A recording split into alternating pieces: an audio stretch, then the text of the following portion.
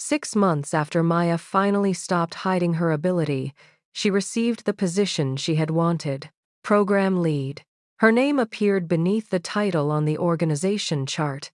She had a larger team, a larger budget, and a seat in the meeting where decisions were made. On her first day, Maya apologized 11 times. "Sorry, just one thought.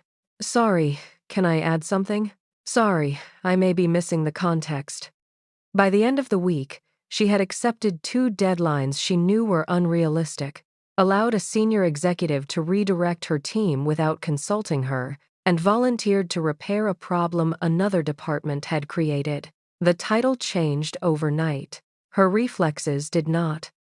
Have you ever been brave enough to enter a new room, then slowly become the smaller version of yourself once you were inside it? Have you ever set a boundary, spoken confidently, or claimed an opportunity, only to wonder why the old pattern returned a week later? Hi, I'm Sarah, and this is WiseMind Stories. This is the final episode of our journey through Rise Above the Rest by Troy Blaine. Across this series, we have learned how to make ability visible, act before confidence arrives, separate self-belief from arrogance, translate work into value, and initiate opportunities instead of waiting for them. But none of those lessons matter if confidence remains a temporary performance. Today, we ask the final question: how do you turn one courageous action into a stable way of living? By the end, you will have a practical framework called the Identity in Action Code, a way to define confidence through behaviors your life can verify, especially when pressure invites you to shrink again. If you remember Maya from episode 1, she was the operations manager who declined an interview before anyone could reject her. Later, she reclaimed the opportunity, began naming her contribution, and stopped letting an old humiliation decide which rooms she entered. That change was real. But real change is not the same as permanent change.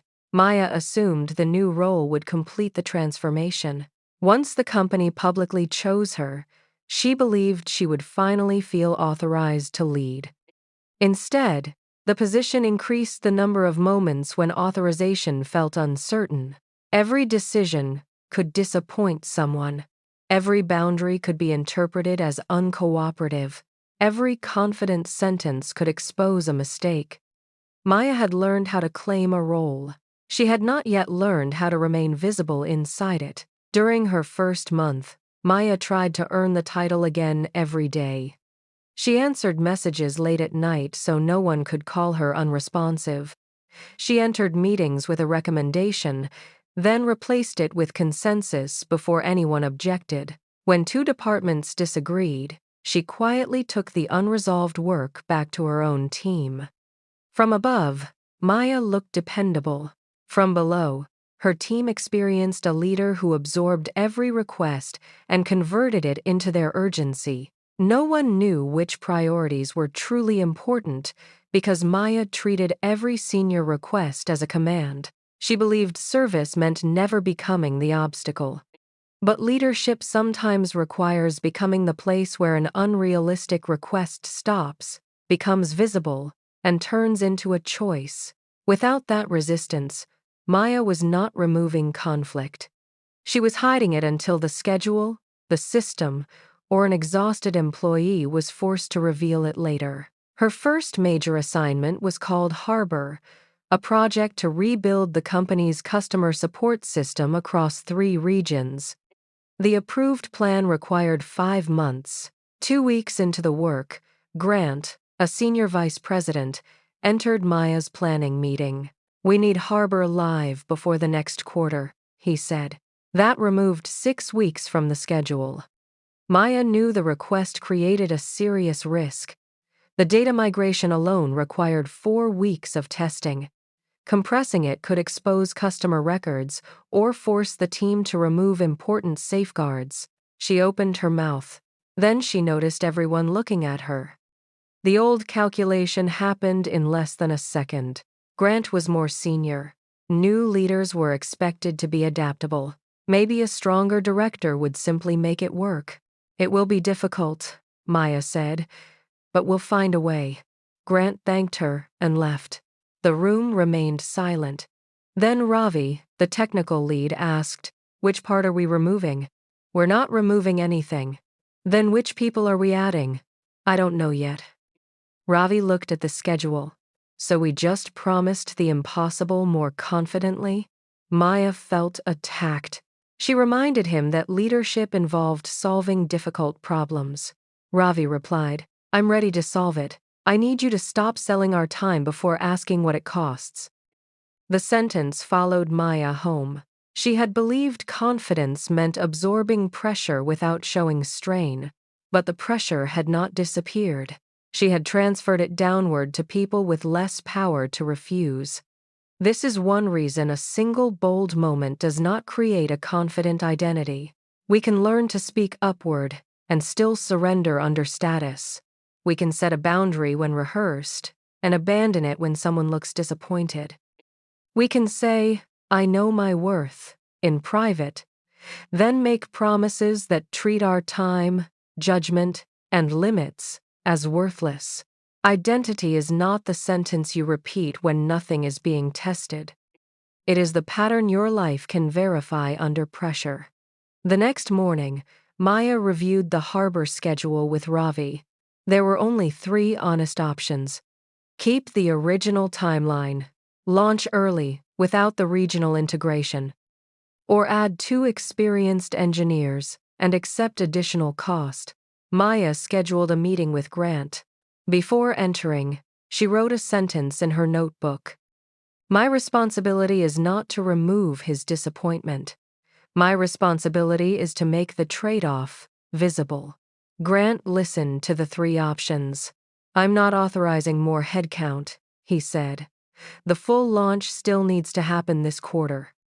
Maya felt the familiar urge to say they would try. Trying sounded cooperative.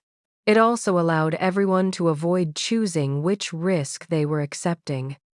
"We cannot responsibly commit to all 3 conditions," she said. "If the date and budget are fixed, the first launch cannot include the regional integration." Grant leaned back. "Other leaders find ways to deliver." There it was, the sentence beneath the sentence.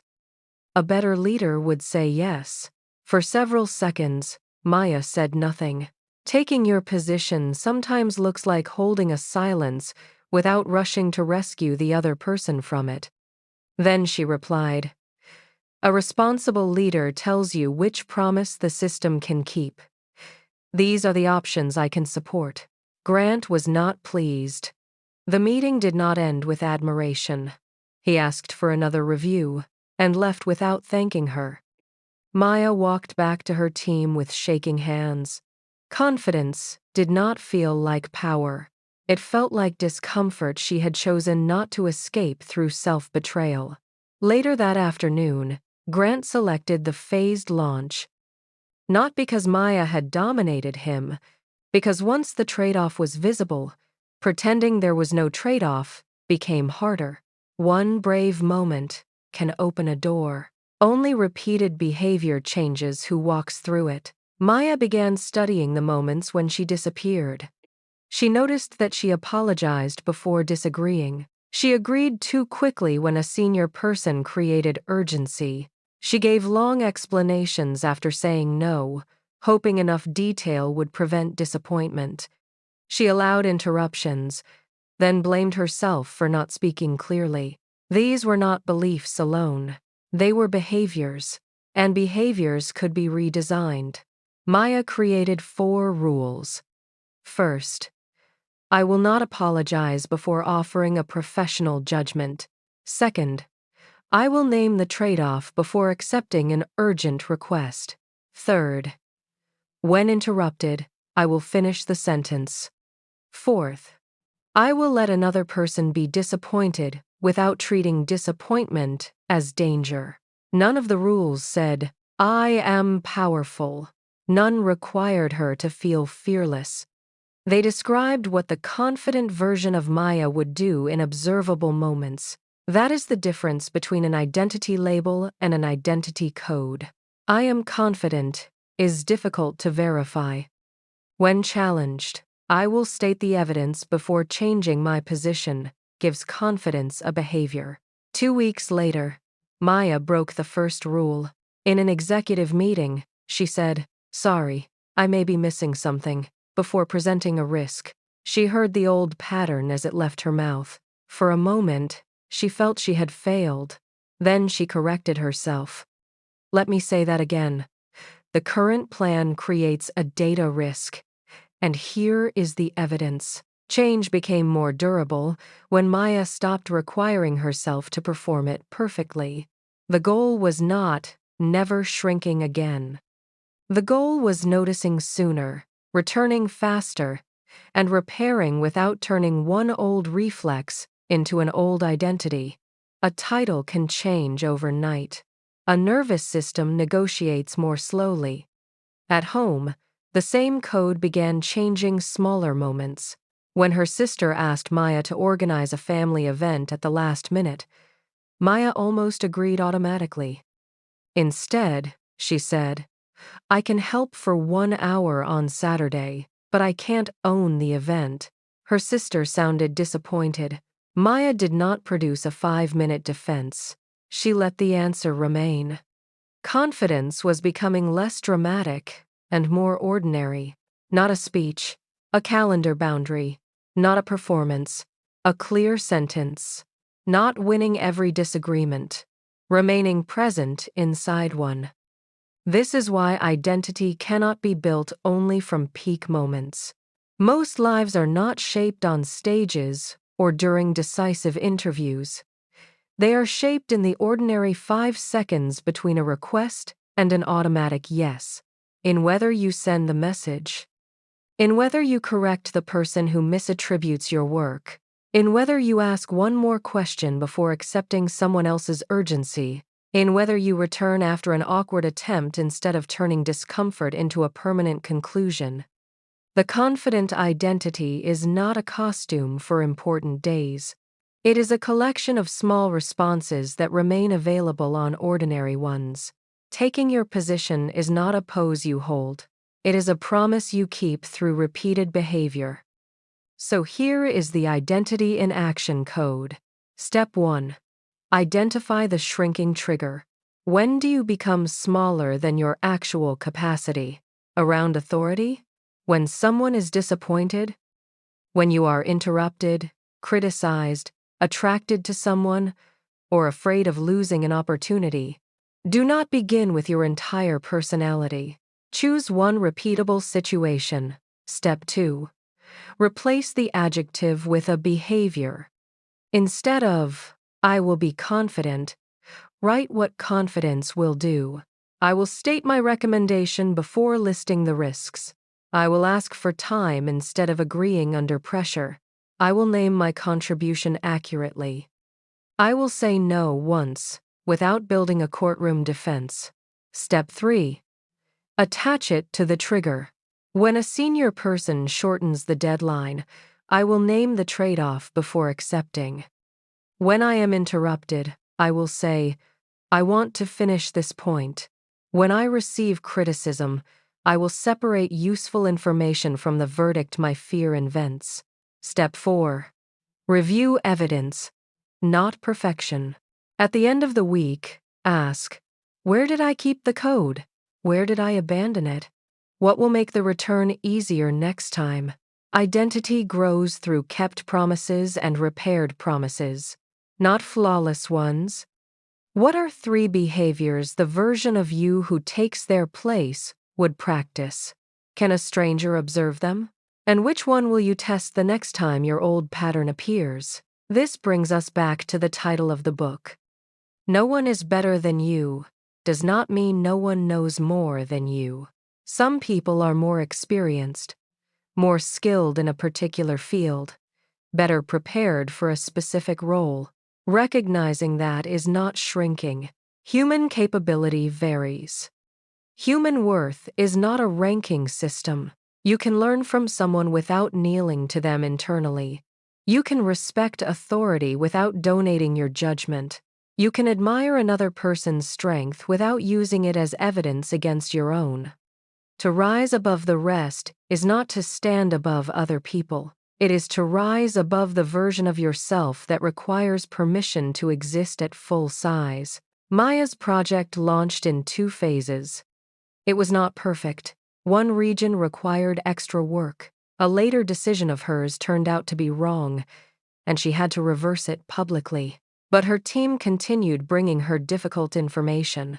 They trusted that disagreement could survive, and when a new analyst interrupted Maya during a review, she did not become angry or disappear. She said, calmly, "I want to finish this point. Then I want to hear your concern." She finished. Then she listened. That small moment contained the entire journey. She claimed her space without taking his. She stayed open without becoming smaller. She acted before certainty arrived. And her identity gained one more piece of evidence.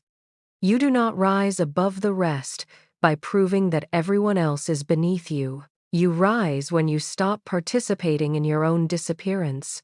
This concludes our journey through Rise Above the Rest. If one idea from this series stays with you, let it be this. The world does not need a louder imitation of someone else. It needs the clearest, most grounded, fully present version of you. If you're ready for more stories that turn powerful books into practical change, subscribe to WiseMind Stories. Stories that change how you see your life.